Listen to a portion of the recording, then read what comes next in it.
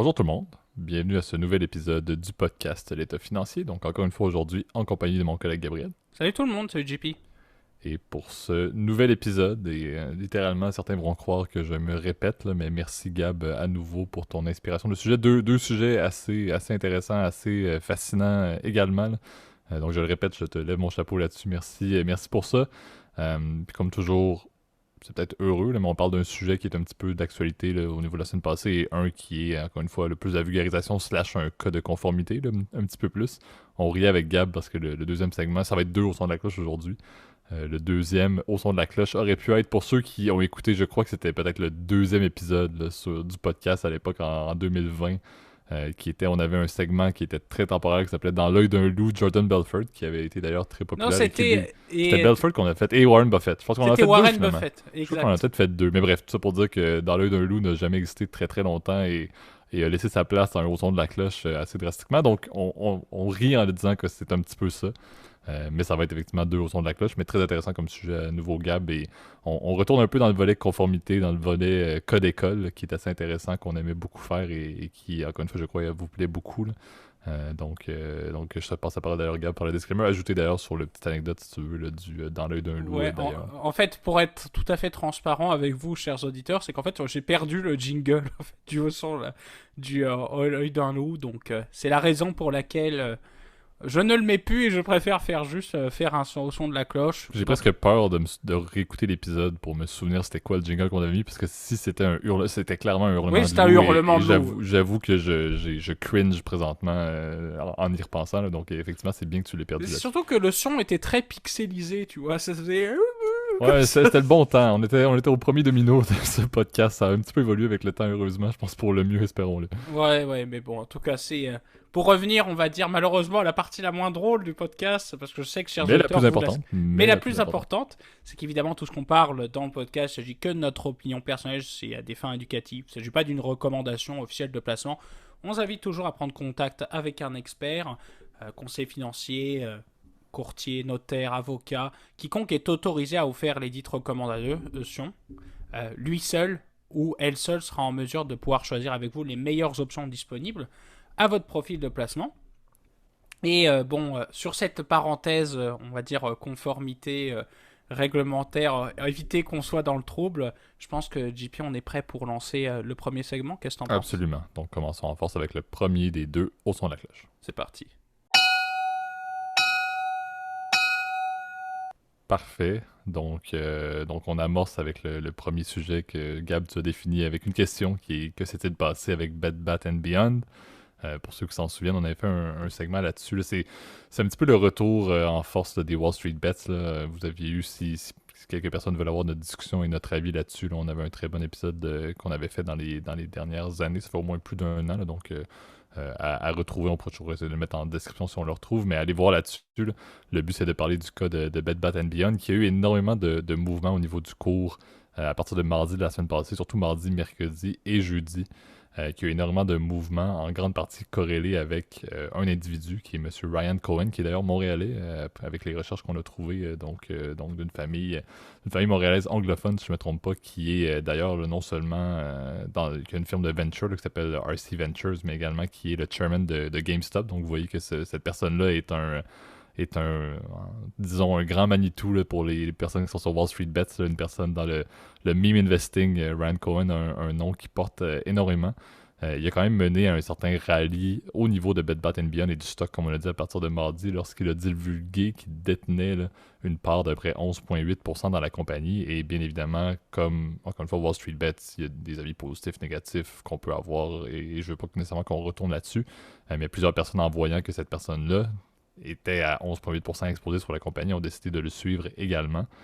Par contre, avec la hausse drastique du cours qu'il y a eu là, dans les jours subséquents, là, dans les 2 journées subséquentes à cette annonce-là, Ryan Cohen a profité justement de la hausse du cours pour vendre littéralement toutes ses parts. Donc, il a vendu son 11,8% de parts dans Bed Bath Beyond pour faire un revenu là, quand même assez coquet. Là, la somme, pour être exact, il a fait 68,1 millions de profits uniquement sur ses parts liées à Bed Bath Beyond et principalement sur le mouvement là, du cours sur 3 jours, comme on a dit. Qui dit sortie massive quand même de 11,8%, d'une compagnie, qui dit également, ben c'était encore une fois un fervent là, du Wall Street Bet, c'est quelqu'un qui était énormément suivi pour ses stratégies d'investissement dans les compagnies là, qu'on connaissait pour justement les GameStop, les AMC de ce monde. Ben, plusieurs personnes ont également répliqué ce qu'il a fait, donc ont vendu et le cours a baissé assez drastiquement également. Là, je pense que officiellement, mercredi, le titre avait pris, je pense, 130% pour la semaine, uniquement la semaine passée, pour vous donner une idée. Là. Donc c'était digne des Wall Street Bets, c'était digne de justement un bon pump sur un titre. Mais d'un visage quand même assez emblématique des Wall Street Bets et également là, de plus généralement de la finance. Il y a quand même un profil assez cohérent et assez concret. Et encore une fois, ça amène toujours l'espèce de petit débat de dire oui, les marchés, c'est reconnu, tout le monde doit comprendre qu'il y a des gagnants et des perdants dans les marchés. Mais c'est certain que lorsqu'il y a des effets ou des mouvements de marché, que quelqu'un qui a beaucoup d'informations et qui est suivi, là, on pourrait presque dire un influenceur là, de la finance comme il pouvait l'être. Est-ce que c'est vraiment, il y a un côté éthique à mon avis qui rentre en ligne de compte de savoir, mais cette personne-là s'en est mis plein les poches. Et chez Gab, tu vas parler également d'un autre cas qui est un petit peu plus rigolo, là, qui n'est pas un grand initié de la finance comme Ryan Cohen-Lee, mais plutôt un jeune homme dans son sous-sol qui a également lui aussi réussi à tirer énormément de profit de la hausse de 3 jours de Bed Bath & Beyond. Mais c'est encore une fois pour vous donner un exemple, comme on parlait également avec GameStop à l'époque, mais Bed Bath & Beyond, ça se passe pas bien, la compagnie va mal, encore une fois, le nom dit bien, là, mais il y a eu un mouvement de marché épouvantable, des personnes s'en sont mis plein les poches, et il y a des millions et des millions en perte, je pense près de 205 millions cumulés là, sur la semaine passée pour les investisseurs qui n'ont pas sorti. Ouais, après, c'est un classique, comme tu l'as bien dit, JP, hein, le Bed Bath & Beyond. J'ai l'impression qu'on répète le scénario GameStop. À la seule différence, c'est que là, la bulle a éclaté, alors que GameStop, ça semble toujours continuer pour une raison assez obscure, même si, bon, je pense que c'est toujours, encore une fois, qu'une question de mois, etc., avant que tout ça explose, parce que c'est comme un espèce d'effet domino quand tout le monde vend, tout le monde se remet à revendre, etc. Comme ça a été le cas en fait avec le short squeeze, bah là ça va être un long squeeze en fait. C'est un peu le même principe, tu vois. Bon, pour revenir un peu sur l'exemple de Bed Bath & Beyond, tu vois, je confonds les deux là. C'est une chaîne un peu particulière en fait pour rappeler à nos auditeurs, particulièrement ceux qui viennent de l'Est de l'Atlantique, donc nos amis en tout cas de France, de Belgique, de Suisse, s'il y en a, et même d'autres pays européens, même africains aussi, on leur dit bonjour. C'est une chaîne en fait qui se spécialise en fait dans en fait dans tout ce qui est des produits de maison, donc les draps, etc., des lampes, donc du petit mobilier, puis des articles, on va dire, d'intérieur, qui sont souvent assez cheap, là, mais cette chaîne-là, en fait, a depuis en fait une dizaine d'années de la difficulté en fait par rapport à la compétition, notamment Amazon, mais notamment les autres grands vendeurs, dans le genre Walmart, qui est un bon exemple, je pense, aux États-Unis, au Canada, les autres grandes chaînes, par exemple aux États-Unis, Target, bon, Sears, ils ont réussi à les battre, ça c'est peut-être la seule exception, mais et puis tu vois, de l'autre côté, nous au Canada, bah, tu vois les autres magasins de meubles aussi comme Ikea, etc. Donc, bref, c'est une entreprise qui va mal et qui était à son plus bas historique en fait depuis une dizaine d'années. Donc ça a été la cible effectivement de ces espèces de mimes investisseurs. Donc depuis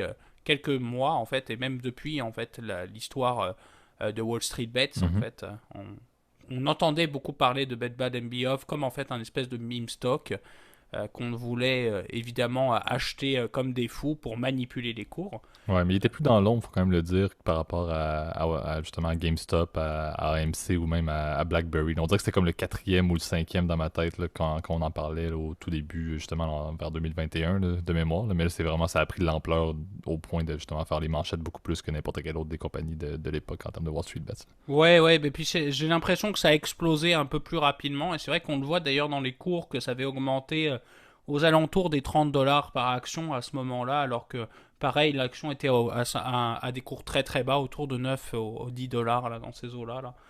On va pas être hyper précis dans les prix parce que c'est pas l'important, je pense, dans ce segment-là, là, mais le but est de plus de savoir exactement ce qui s'est passé. Bah, voilà, on a une compagnie qui, il y a quelques jours, valait même pas, valait quelques dollars, je crois à 5 à 6 dollars, puis qui explose d'un coup à 25 dollars sous la pression d'un investisseur qu'on pourrait appeler comme activiste, qui, oui, partage son opinion sur les réseaux sociaux.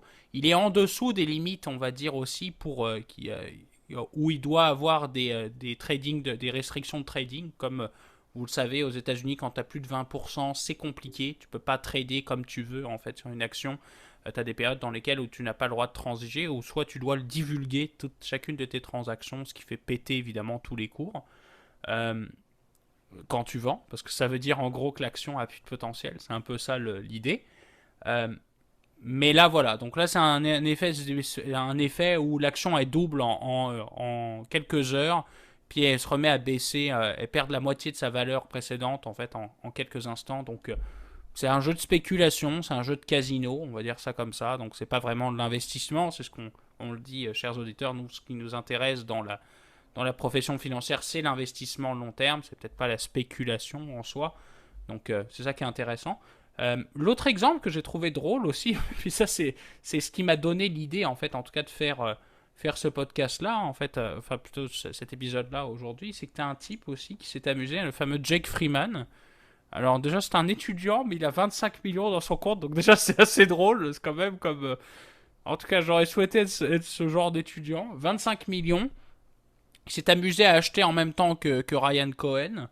Et il a revendu, il a fait 110 millions de dollars. Donc les impôts vont être contents en tout cas, parce que en 2 jours, faire autant d'argent. Ceux qui sont toujours contents d'ailleurs derrière l'opération, c'est toujours les impôts. D'ailleurs, tu remarqueras là. Effectivement. Et c'est assez drôle. Alors ce gamin-là, apparemment, bon, il doit être déjà probablement très très riche, là, mais son fonds a réussi à accumuler une stake de 6,2% dans la compagnie. Donc comme quoi, c'est quand même complètement fou. Puis il a revendu aussi en faisant évidemment des millions, donc dans l'opération. Mm. Et voilà, encore une fois, c'est très drôle parce que, encore une fois, c'est un gamin de 20 ans qui a réussi à faire des millions de dollars sur du vent, en fait. Ben exact. Puis ce que je trouve un peu embêtant, puis c'est là où on va peut-être tomber dans le volet opinion là, sur la nouvelle, c'est ce genre de gamin-là, ou ce genre de jeune-là, justement, finit par être... cette nouvelle-là prend de l'ampleur, cette nouvelle-là va être utilisée énormément pour, justement, embarquer d'autres personnes dans le même moule. Tu sais, c'est un petit peu ça que je trouve embêtant, tu l'as bien mentionné, là. Tu sais, Wall Street Bets, c'est exactement ça qui nourrit le fait que Wall Street Bets ne disparaîtra probablement jamais. C'est justement le fait que des jeunes qui sont non initiés vont voir un jeune garçon de 20 ans étudiant qui, oui, a 25 millions dans son compte, ce qui n'est pas non plus, comme tu l'as mentionné, le cas de tout le monde, là, mais quelqu'un qui, avec un coup de casino, a investi pendant 3 jours et a acheté à 5,50, a vendu à 25 et s'est fait des millions. Encore une fois, c'est sûr que là, c'était sur 25 millions, mais tu mets ça sur n'importe quel portefeuille, ça fait une différence dans la vie de tout le monde. Ce que je trouve un peu embêtant, c'est justement ça. C'est que ça amène d'autres personnes qui vont avoir 500$ et qui vont faire la même chose, mais qui vont tout le perdre. Parce qu'il faut toujours se rappeler, je l'ai dit, il y a des gagnants et des perdants. Fait que c'est là où c'est ce qui m'intéresse beaucoup dans l'ère numérique, dans l'ère des médias sociaux, justement, et dans l'ère de Wall Street Bets avec Reddit, qu'on peut poster n'importe quoi, n'importe quand, n'importe où. C'est ça qui m'embête un peu. Il n'y a pas vraiment de limitation sur ce genre de nouvelles-là. Ça va être utilisé énormément pour continuer. Et c'est sûr que c'est pas la dernière fois qu'on va entendre parler d'un boost sur Bed Bath & Beyond, sur AMC, sur BlackBerry, etc., qui au final, en termes de fondamentaux, en dessous, il n'y a rien qui change. Je pense, on riait un peu sur GameStop, là. Mais tu sais, GameStop a commencé à avoir une stratégie ou un plan, mais on n'a encore rien vu qui a été bénéfique. On a bientôt 2 ans complets si on arrive en janvier 2023. Depuis les premiers boosts avec Wall Street Bets sur cette compagnie-là qui n'a pas changé du tout, mais que, comme tu as dit, son cours reste résilient. Donc, je me dis, c'est beaucoup à cause de ça, c'est beaucoup à cause des espèces de petites superstars de personnes qui ont réussi à faire des coups d'argent épouvantables avec peu importe leur niveau de portefeuille. Je me dis, ça fait réaliser encore une fois à des personnes qui croient que, ok, oui, ben, je peux rentrer présentement, tout le monde fait de l'argent, mais c'est tellement pas vrai. Comme on sait, ça vient contrecarrer exactement ce qu'on doit connaître des marchés, que c'est un jeu qui, encore une fois, n'arrivera. Si quelqu'un gagne $1, quelqu'un l'a perdu de l'autre côté indirectement en vendant, bien évidemment, et non en gardant leur position. Là, mais des personnes qui vendent et achètent, ben, il y a une somme nulle au final qui va arriver, puis il faut en être conscient. Puis, comme je disais, c'est que malheureusement, il n'y a pas beaucoup de contrôle. T'sais, on le mentionne souvent, on aime beaucoup la conformité, on aime beaucoup le réglementaire, mais je ne crois pas que la SEC de ce monde peut réellement contrôler ce que des cas comme monsieur, que j'ai oublié son nom, là, Jake Freeman, va pouvoir faire en termes d'effet boule de gomme ou effet boule de neige dans ce genre au niveau des médias sociaux et que justement plein de personnes vont embarquer. Puis encore une fois, moi j'ai un petit bémol aussi sur ce fameux Ryan Cohen qui, en tant que chairman de GameStop, en tant que, encore une fois, self-described meme stock influencer presque, là, je trouve ça toujours embêtant de voir l'impact réputationnel que cette personne-là vient d'avoir pour sa carrière aussi en faisant un coup d'argent épouvantable sur 3 jours. C'est tout à fait correct. Il a pris des positions buy puis il l'a vendu avec un gain, mais ça reste que, encore une fois, c'est sous le coup d'un paquet de personnes qui vont le suivre en sachant qu'il y a un paquet de fans derrière lui. Donc, j'avoue que c'est ce qui m'embête. Je me dis, ça ne changera pas. Je pense que on en discutait à l'époque, comme on disait dans l'épisode, puis on se demandait si Wall Street Bets allait un jour s'atténuer par les réglementations. Puis je ne crois pas. C'est pas arrivé du tout et je ne pense pas que ça va changer. Mais encore une fois, c'est l'appât du gain qui me dérange parce qu'il y a tellement de personnes qu'on oublie, qui ont perdu de l'argent, qui ont littéralement tout perdu, peu importe le budget, et qu'on les laisse de côté pour des personnes qui se sont faites 121 millions en 3 jours, et puis que maintenant, il peut continuer à être étudiant à 20 ans, mais avec une coquette somme qui, oui, est imposable, mais encore une fois, c'est pas les petits épargnants qui ont perdu qui vont retrouver ça en impôt du tout. Là. Ce que je trouve très drôle, et je vais terminer là-dessus, là, mais je lisais pendant qu'en fait tu étais en train de parler de JP, là, et même malgré que j'écoute là, quand même la fin de l'article que tu avais mis comme source, là, mais la thèse d'investissement de Freeman, c'est pourquoi il a investi dans Bed Bath & Beyond. Ben, c'est parce qu'il a visité un magasin, et le type déclare I do like the bath at Bed Bath & Beyond. J'aime le bain. C'est quand même très très drôle. En termes de fondamentales et d'analyse financière, c'est du solide. Et il y a un de nos auditeurs qui reconnaîtra, c'est pareil, pourquoi tu achètes des stocks de poulet, parce que qui n'aime pas le poulet, quoi, quelque part. Quelque part. Donc cette thèse d'investissement, en tout cas, est très comique. Donc je trouve que ça résume tout, en fait, parce que c'est pas vraiment de l'investissement, encore une fois, c'est ce que malheureusement j'aime pas des marchés, c'est le côté spéculation, etc. Le côté... alors les gens diront oui, mais tu sais, le but du stock market, c'est de la spéculation, c'est d'acheter des actions pas chères et de les revendre plus chères.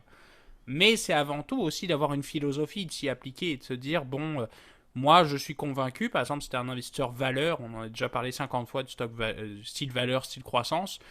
Je suis persuadé que cette action-là, alors qu'elle génère beaucoup d'argent, une belle profitabilité, qu'elle est sous-évaluée par le marché.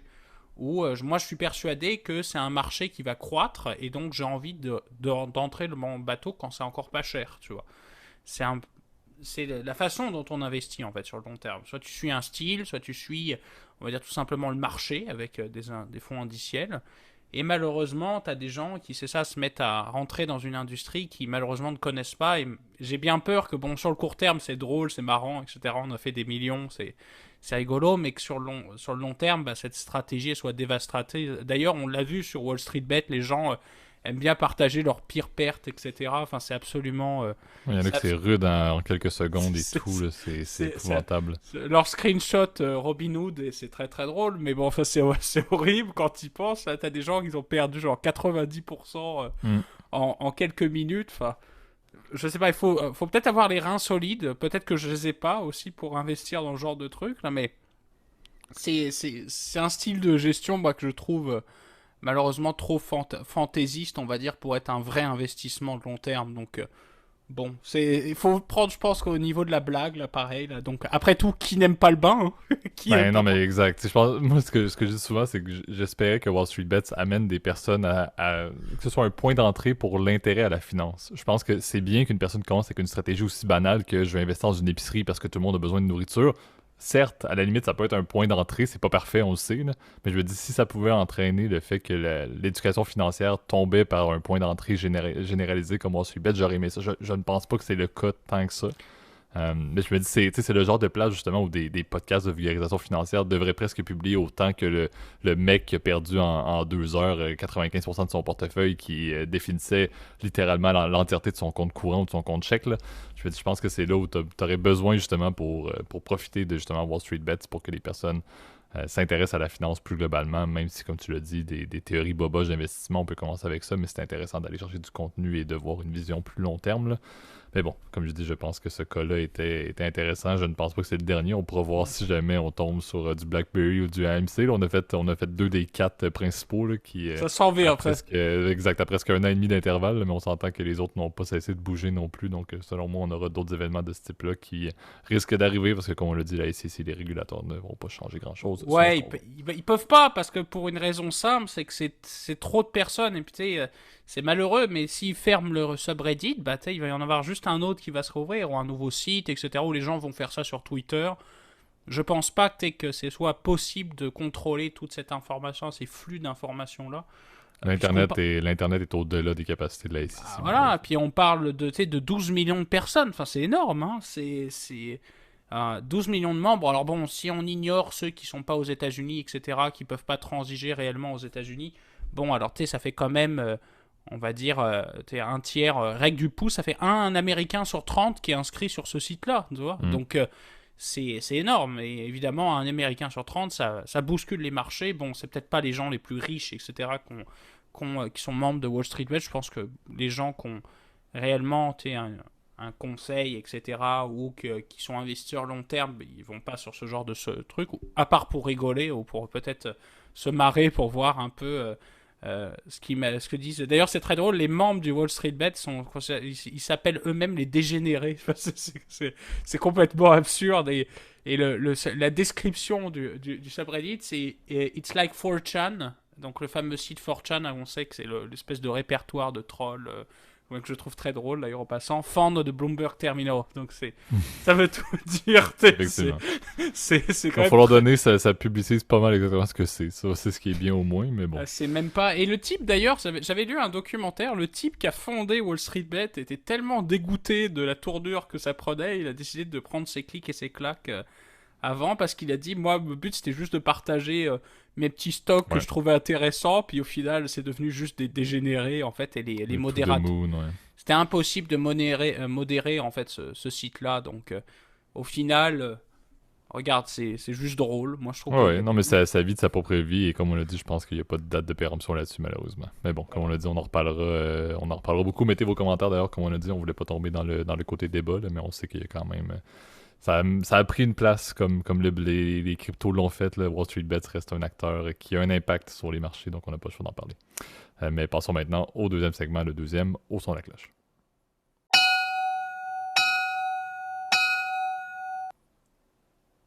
Parfait. Donc, comme on a dit, au son de la cloche, en mode dans l'œil d'un loup pour les personnes qui nous suivent depuis 2020. Gab, tu nous as sorti le Rogue Trader, qui est d'ailleurs le livre, son autobiographie de cette personne-là qu'il a écrite lui-même lorsqu'il était encore tout jeune, juste après avoir fait plusieurs crimes financiers qu'on va vous parler sous peu. Là. Mais on va vous parler de Nick Leeson, qui était un trader qui, de mémoire, au début, était basé en Angleterre, si je ne me trompe pas, pour Barings, et qui finalement a fait la majeure partie de ses activités un petit peu frauduleuses et criminelles au niveau de Singapour, du bureau de Singapour, lorsqu'il a pris justement le lead là, pour un bureau, un desk de Future et Option à Singapour pour Barings, justement.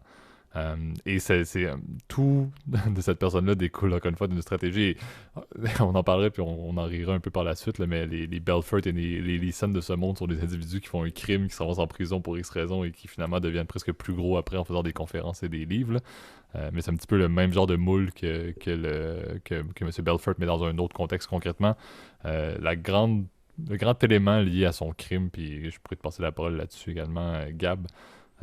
Cette personne-là, au final, lorsqu'il a commencé à faire... Il faisait des transactions spéculatives sur des contrats futurs, qui, lorsqu'il y avait des pertes, plutôt que de les assumer, et par le fait, encore une fois, Nick Leeson avait une excellente réputation pour Barings, une excellente relation également avec la société mère, qui était basée au UK, même si lui était à Singapour, ce qui faisait en sorte qu'il camouflait ses pertes et les pertes de ses employés à un certain niveau dans un compte qui était utilisé, là, un compte presque un compte d'erreur en quelque sorte, qui est d'habitude là pour... Il y a de la réconciliation qui se fait sur des montants qui sont plus ou moins gros, et le but c'est de quitter ces positions-là dans les meilleurs délais. En général, lui camouflait des millions, mais pas seulement des millions parce que les pertes étaient massives une à la fois, mais parce que plutôt que de juste faire sa perte, il réinvestissait en voulant au moins couvrir la perte qu'il avait faite. Donc il faisait presque du 2 fois par rapport à la perte qu'il avait faite sur son prochain contrat. Si ça se plantait, il mettait ça dans le compte d'erreur, et finalement le compte est passé de mémoire. Là, je ressors l'information. En 92, c'était 2 millions de pounds initialement. En 93, c'était 23 millions. Donc l'année d'après, et en 94, c'était rendu 208 millions de pounds. Parce que monsieur continuait à utiliser un compte d'erreur pour ses pertes sur des contrats futurs qui, encore une fois, étaient des duplications complètes parce qu'il n'arrêtait pas avec sa stratégie sa fameuse doubling strategy à chaque fois qu'il perdait de l'argent, de faire une autre position avec 2 fois le montant pour couvrir la perte. Et comme on a dit, la société mère continuait à envoyer des livres sterling vers son desk parce qu'il avait une bonne réputation, et son but était justement de se protéger Mais bien évidemment, il a été reconnu coupable. Je vais te laisser en parler un petit peu plus, Gab, là-dessus, si tu veux ajouter. Là, mais il a fait quand même une sentence relativement raisonnable à Singapour avant de, par la suite, très bien vivre. Ouais, bah c'est une drôle d'histoire, hein. Moi, je comparerais Nick Leeson, en fait, au Kerviel britannique, en fait. Oui, bon point. On pourrait l'appeler comme ça fait partie de ces traders qui ont fait des pertes records. On avait déjà parlé de Amaranth Advisor, on avait parlé de Kerviel aussi, c'était un de nos premiers, un des épisodes d'ailleurs qui avait le mieux fonctionné sur YouTube pour le coup. Euh, pas sur Spotify, étrangement, mais euh, c'est ça. Et donc, du coup, Nick Leeson faisait partie, je pense, des entre guillemets des pires pertes de trading qu'on n'avait jamais expliqué en fait, et je trouvais ça intéressant qu'on revienne sur cette affaire-là parce que tu l'as bien dit, JP, il a pris une envergure internationale. Nick Leeson, c'est devenu en fait un auteur conférencier, évidemment un succès, comme tout, effectivement, tous les criminels financiers. Jordan Belfort, c'est le meilleur exemple, hein, dont on sait, il a vendu les droits de son film, le fameux Loup de Wall Street, pour des centaines de millions de dollars. Même s'ils ont été finalement payés à ses victimes, donc ça c'est assez ironique, mais bon, c'est ça qui est fou. Mais comme quoi, en fait, ces gens-là, en fait, auront une aura, en fait, au-delà, en fait, de leurs crimes financiers qui sont pour le coup impardonnables. Bon, pour revenir un peu sur l'histoire, Nick Leeson, c'est vrai qu'il avait commencé en fait comme investment banker chez JP Morgan, puis il était tanné en fait quand il était très jeune. Il est sorti à 21 ou 22 ans de l'université, donc c'était quand même un type relativement pas bête. C'était peut-être pas le meilleur, et justement, je pense que l'erreur a été peut-être de donner trop confiance à ce garçon-là qui était tout jeune en fait, à des centaines de millions de dollars en fait, et aussi l'opportunité de pouvoir transiger quasiment seul, sans aucune régulation en fait, aucun contrôle interne suffisamment fonctionnel, tout seul en fait à Singapour. Donc il bossait pour une banque qu'on connaît peut-être un peu moins, nous, en Amérique du Nord, qui est la banque Barings. Alors, la banque Barings, c'était la banque de la reine d'Angleterre, donc c'était considéré comme la plus sûre d'Angleterre. Et cette banque-là, en quelques mois, en fait, avec les pertes accumulées de Leeson, bah, elle a fait faillite. Tu l'as bien dit, il a en fait fraudulé toutes ses pertes en les mettant dans un compte spécial, donc caché. Et à la fin, cette perte accumulée-là dépassait le milliard de dollars, parce que je crois qu'on était aux alentours des 850 millions de livres, en fait, qui avaient été accumulés, et ce qui était plus, en fait, que en fait, la banque ne pouvait pas couvrir ses passifs. Donc, elle a plus d'argent pour repayer ses déposants, et donc, ce qui fait que quand tu es dans le système bancaire, bah, c'est la fin. Donc, évidemment, alors l'idée, en fait, c'est que Leeson était, lui, alors qu'à quoi il jouait avec des produits dérivés, comme la plupart des pires pertes de sur les marchés financiers, c'est jamais avec le sous-jacent, c'est toujours avec des produits dérivés. Kerviel, c'est le meilleur exemple, parce qu'on sait il a joué avec des indices du DAX. Et ben, Nick Leeson, lui, il a joué avec des indices asiatiques, principalement le Nikkei, donc qui est l'indice japonais, de la bourse japonaise. Et le pauvre Leeson, en fait, bon, bah déjà, il s'amusait. Alors, au début, c'était très excitant parce que, oui, il faisait des pertes, mais il était capable de les récupérer. Et donc, il est devenu complètement accro, en fait, à ce jeu-là, à acheter et vendre sans sans aucune. Comment on pourrait dire ça? Il devenait accro. Il y avait plus aucune logique sur la possibilité qu'il pouvait perdre quelque chose, et il voulait toujours l'appât du gain, comme on en parlait dans le premier degré, dans le premier segment, était encore plus amplifié pour une personne qui littéralement avait une réputation et avait tout l'argent qu'il avait besoin, gain ou perte. C'était Nick Leeson de Barings pour obtenir tout ce qu'il voulait, là.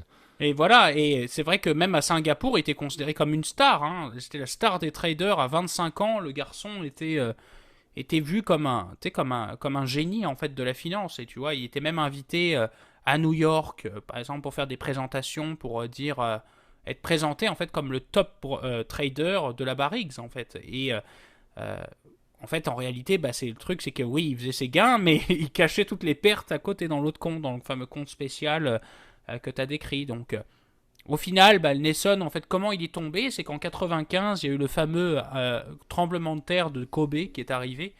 Et évidemment, notre ami Leeson avait été bien sûr long sur l'indice Nikkei 225, qui est l'indice principal de la bourse de Tokyo. Et évidemment, la bourse est explosée ce jour-là, parce que, bon, évidemment, un tremblement de terre, c'est jamais un bon événement, ça va coûter des milliards pour tout reconstruire. Et donc, Leeson s'est retrouvé à court d'argent. C'est que non seulement il demandait de plus en plus d'argent auprès de sa banque pour couvrir ses pertes, Et là, malheureusement, ils ne pouvaient plus cacher. D'ailleurs, les contrôleurs internes, au début, ils n'ont pas réussi à retrouver le fameux compte. Et au final, c'est que durant cette période-là qu'ils ont été capables de repérer qu'il y avait un problème. Alors lui, il a réussi, il a voulu s'échapper à un moment donné pour essayer d'éviter à la justice singapourienne. Ça a foiré finalement, il a été arrêté évidemment, il a été condamné à une perte, pour le coup, à une amende, on va dire, assez raisonnable, pour le coup, parce que je crois qu'on parlait d'à peu près 70 000 livres, ce qui est quasiment rien, puisque ce gars-là, il devait gagner des centaines de milliers en tant que excellent trader, et puis avec des bonus qui devaient atteindre des centaines de milliers de dollars, ou de livres, je sais pas comment ils étaient payés, là, mais... et au final, tu vois, c'est ça ce qui est drôle avec Lesson, c'est que c'est qu'il il a fait qu'une perte très réduite. Bon, je pense qu'il peut plus vraiment voyager à l'international parce que maintenant il a un casier judiciaire, je pense, long comme son bras, pour des crimes qui sont pour le coup financiers, donc notamment de la fausse comptabilité, ce qui est de la fraude fiscale, évidemment évidemment d'avoir causé la faillite d'une des plus grandes institutions bancaires du Royaume-Uni, qui a été incapable d'ailleurs de se relever de ça. Hein. D'ailleurs, elle a complètement cessé ses opérations, puis bon, évidemment, elle a coupé ces pertes-là. Et au final, et puis évidemment une fraude, on va dire massive, parce que il a caché, on va dire, aux régulateurs toutes ces transactions-là, caché aussi aux autorités de la bourse de Singapour. Donc c'est, il a eu, on va dire ce qu'il méritait, mais 4 ans, on va dire, c'est pas très cher payé par rapport à d'autres escroqueries qu'il y a pu avoir, par exemple Madoff, là, par exemple, je pense que c'est la meilleure exemple. Même si Madoff c'est un Ponzi, c'est un autre level encore. Là, on parle vraiment d'une espèce de dissimulation, exactement comme Kerviel d'ailleurs. Kerviel a dissimulé ses pertes de trading. Alors, lui, il disait que la banque était au courant. Là, Nelson, c'était manifeste qu'il l'avait caché, etc. Puis il l'a avoué, il a tout avoué. Et l'histoire finit bien parce que finalement, son bouquin Rogue Trader, que je vous recommande d'ailleurs, s'est vendu à des centaines de milliers d'ouvrages. Donc, c'est une histoire belle à la fin, tu vois. Ben, comme on l'a dit, c'est un petit peu ça c'est un peu triste également à ce niveau-là. Là. Souvent, on dit que c'est le plus gros intérêt, et on en parle. On représente aussi le problème, certains diront. Là, on en parle dans un épisode de podcast, donc ça montre encore une fois le fait que ces criminels à cravate-là qui, encore une fois, comme tu l'as dit, 4 ans, 4 mois, parce qu'il a fait le 2 tiers de sa peine par bonne conduite également. Il y a eu un cancer, je ne me trompe pas, quand il était en prison. Là, donc ça a contribué à ce qu'il puisse sortir avant la fin de sa peine complète. Mais ça montre encore une fois, là, puis je pense que tu l'as bien dit par rapport à Kerviel, où il y avait encore une fois une espèce de doute qui planait sur la connaissance là, des hautes sphères de l'institution. Dans ce cas-ci, ce n'était pas le cas. C'est sûr que, et on en parlait dans le premier segment aussi, c'est ça qui est ironique, là, un contexte d'analyse financière sur Barings en tant qu'investisseur, par exemple, aurait pu quand même montrer qu'il y avait des red flags. T'sais, lorsque tu l'as dit tout à fait, Gab, en 92, lorsque ça allait bien, il avait fait 10 millions de pounds de profit sur son premier deal. C'était 10% des revenus annuels, des profits annuels de Barings. Donc, à mon avis, il y avait quand même une certaine problématique. Ça m'étonne que Barings ait quand même pas essayé de plus monitorer. Là, quand tu as 10% qui découle d'un trader ou d'une trade ou d'un desk, peut-être tu as des red flags. Là. Donc, il y a un petit peu de côté conformité qui reste à voir, même s'il les a camouflés. En général, tout devrait se savoir dans une institution. Donc, c'est très triste que Barings soit tombé à cause de ça. Mais encore une fois, il y a toujours cette zone grise-là entre des talents qui sont un petit peu boostés par le système, comme Cavill l'a été, comme Leeson l'a été également. Et encore une fois, ça découle un peu toujours avec des institutions qui en souffrent beaucoup et comme Barings qui tombent malheureusement. Donc il y en a plusieurs autres. C'est un bon cas d'école, comme on le dit. C'est un bon cas de conformité, comme on les aime. Mais comme toujours, ça fait des très bons bouquins et ça fait encore une fois des revenus qui permettent encore une fois à ces personnes-là de, oui, peut-être rester pour toujours en Angleterre, mais qui peuvent quand même se permettre de ne pas se promener dans une Toyota Tercel. Ouais, exact. Ça c'est sûr. Là, 2 petites anecdotes quand même pour conclure effectivement le podcast. C'est vrai que pour tout dire, Lesson en fait parle, et ça je trouvais que c'était une anecdote assez rigolo là, mais son trading jacket, vous savez, les espèces de chemises qu'il porte à la bourse là, avec souvent le logo de la firme, et ben, a été vendu sur eBay pour une somme assez intéressante, parce que je crois que c'était plus de 20 000 pounds. Donc, comme quoi, tu vois, l'histoire de Lesson fascine. On se dit, comment ça que ce garçon-là, en fait, a été capable du pire, en fait, alors que bon, en fait, c'était un gamin, on va dire, qui a foiré, on va dire, qui a complètement perdu le contrôle, en fait. Hein. C'est une histoire qui est passionnante, en fait. Et bon, au-delà de ça, c'est vrai qu'il faut se poser des questions. La Barrigs a complètement merdé, hein, même si on voit que oui, ils ont dissimulé des trucs, ça prouve que cette institution-là était mal gérée, on va dire, il devait y avoir des problèmes, il ne devait pas être aux normes, on va dire, financières de cette période-là. Pour tout dire, d'ailleurs, quand Lesson est arrivé, il a dit, moi, il venait de JP Morgan, il a dit, tout était informatisé, il a dit, quand je suis arrivé à la Barrix, j'étais choqué, il a dit, tout est papier, etc., enfin, c'est d'un autre âge, tu vois, et comme quoi et ben ça, on n'aurait jamais dû en fait donner les clés du trading à ce garçon-là. Donc aujourd'hui, je pense que les choses auraient été un peu différentes. C'est que déjà, il aurait dû avoir des formations, on va dire, très intenses. On sait qu'aujourd'hui, les opérateurs de marché sont très surveillés, que la plupart d'ailleurs n'effectuent pas de transactions. C'est souvent des grands robots, etc., qui parfois s'emballent. On avait parlé il y a je pense que ça fait un bout pour le coup, là, du flash crash. HFT, Du flash crash, donc qui est un exemple de là où ça s'emballe, mais généralement ça se passe bien, tu vois. Il y a assez peu de problèmes, etc. Les choses se font telles qu'elles sont et il n'y a pas de, comment dire, on va dire de volatilité qui est créée, on va dire, par des traders fantômes, ou donc des rogue traders en anglais, là, donc des traders de l'ombre. Et donc c'est quand même important de voir qu'aujourd'hui, il y a une certaine régulation, les banques sont très surveillées. Les risques de marché, c'est devenu une discipline qui a été inventée en fait après 2008. Maintenant, c'est un métier qui est incontournable en fait dans les banques. La gestion des risques, c'est peut-être même le département qui coûte par contre le plus cher, mais qui est aussi peut-être un des plus importants. On n'imagine même pas comment dire une banque sans gestion de risque de crédit ou gestion de risque tout court de marché, comme on peut l'avoir. Après la question, et puis aujourd'hui, tu as aussi les régulations avec le too big to fail, quoi. Les banques qui ont un statut massif, donc comme les régulateurs appellent un risque systémique, ils n'ont pas le droit de faire du trading propriétaire, c'est-à-dire d'utiliser les sous de la banque à des fins, comment dire, de spéculation à court terme. Donc ça doit être très contrôlé. Il y a des limites qui sont imposées par le régulateur. Et évidemment, tout ça est révisé pour que ce soit très sécuritaire pour les clients de la banque, parce que c'est eux qui veulent avoir leur argent, évidemment, en tout cas dans un coffre sûr. Exact. Fait que, je pense que, comme on dit, tout cas de conformité, tout cas d'école amène à des changements dans les régulations. Donc, on espère que les régulations maintenant sont assez béton pour ne pas avoir d'autres cas. Mais encore une fois, comme on sait, on risque d'en parler de bien d'autres, autant des passés que des potentiellement présents qui vont sortir à la lumière du jour. Mais d'ici là, c'est ce qui va terminer le podcast d'aujourd'hui. Donc, merci Gab à nouveau pour les deux sujets. Merci à tout le monde également pour vos écoutes. Donc, vous pouvez toujours nous retrouver, comme on le mentionne, à chaque semaine sur YouTube, qui est la plateforme, encore une fois, un petit peu... en fait, je considère qu'elle est secondaire, là, donc elle est utile pour ceux qui veulent aller mettre, justement, là, allez vous abonner à la chaîne pour avoir les notifications, donc allez mettre la fameuse cloche là, qui aide énormément, étant donné que les autres plateformes audio n'ont pas le même système aussi efficient. Également, c'est la meilleure manière de laisser des commentaires, de laisser vos opinions, d'aller mettre des likes également, ça aide énormément. Le contenu sur YouTube également, là, ça permet à créer des discussions beaucoup plus intéressantes avec beaucoup plus de personnes qui deviennent initiées à notre contenu. Sinon, comme toujours, et pour la majorité, on sait que vous écoutez, que ce soit sur Spotify, sur Apple Podcasts, sur Overcast, sur Amazon Podcasts, peu importe les noms des différentes plateformes. Donc, n'hésitez pas à aller nous écouter là-dessus. Mettez, encore une fois, selon le système, les étoiles, les likes, peu importe, là, mais ça nous aide également beaucoup pour le référencement. Encore une fois, merci à nouveau, Gab, pour ta participation aujourd'hui et on se reparle tout le monde la semaine prochaine. Merci, salut. Bonne semaine tout le monde.